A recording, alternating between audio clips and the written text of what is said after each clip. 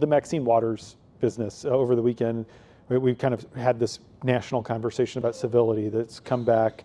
Sarah Huckabee Sanders denied service at a restaurant last Friday. Then on Saturday, Waters, who's in line to be chairman of the Financial Services Committee if Democrats win the majority, gave a speech in Los Angeles, said that activists should harass members of the Trump administration if they find them at gas stations or their homes or anywhere else. Or restaurants. You tweeted, everyone needs to be careful.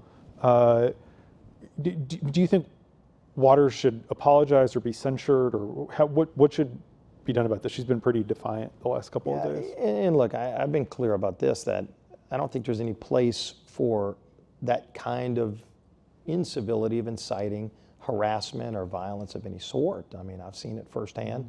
And, if you go out and try to encourage people to, to harass somebody, I mean, what are you really trying to get them to do? I mean, you're getting up in somebody's face. I've seen the video from some of these incidents, and it's beyond offensive. I mean, I think some of it borders on illegal when you see what some of these people are doing, getting in somebody's face, trying to taunt them into a violent act. That's not what our democracy is about. I mean, the great part of America is we actually can disagree with each other, and you settle those disagreements politically at the ballot box. You don't try to beat somebody up, or you look at other countries, they might do that, but not in America.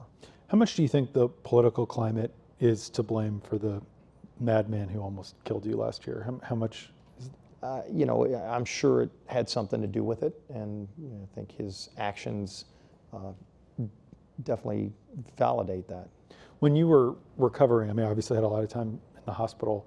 Did you think about the heated rhetoric coming from the far left and whether that led to the violence? Was that something that was on your mind? I really didn't focus on that a lot, and I had great support and prayers from so many people, and I truly appreciate that. But I also had so much support from my colleagues in Congress, both Republican and Democrat. Obviously, the Republican colleagues that I serve with, I know much better than a lot of the Democrats that I might work with on a more casual basis, but I've got very close friends on the Democrat side too. The first person that went to the hospital to see me was Cedric Richmond, straight from the Democrats' baseball practice, and he and I have an incredibly close relationship. You knew him in the state legislature? Yeah, we served together in the State House and got to be very close there, but on most major issues where you see the divisions politically in the country, we're probably on opposite sides of those. But we never make those differences personal. And when I came back to Congress, one of the things I wanted to convey to my colleagues is to appreciate what makes our country great is the fact that we can express those differences,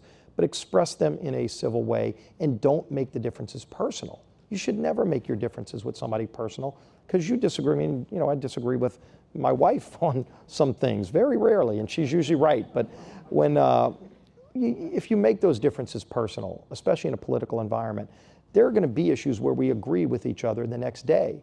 And if I've made it personal today, I'm not going to be able to get you to work with me on the things we might actually agree on tomorrow. Yeah.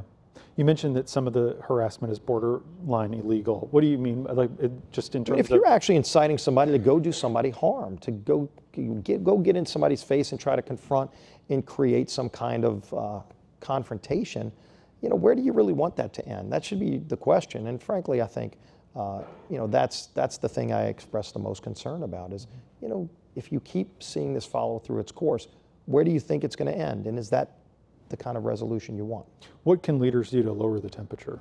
I think we need to display that in our own behavior. And again, doesn't mean you all agree on all the issues. I mean, we're a divided nation, and the House, even more than the Senate, reflects the divisions probably more closely. But at the same time, express those disagreements on the House floor. We get to debate bills back and forth in committee.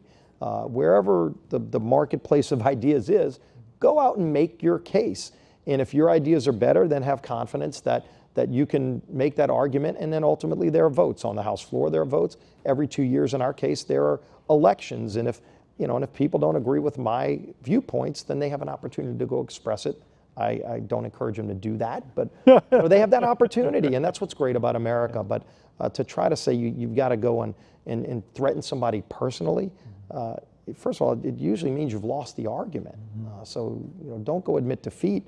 Go out there and make your best case in a civil way, and then let it play out in the way that our founding fathers established. During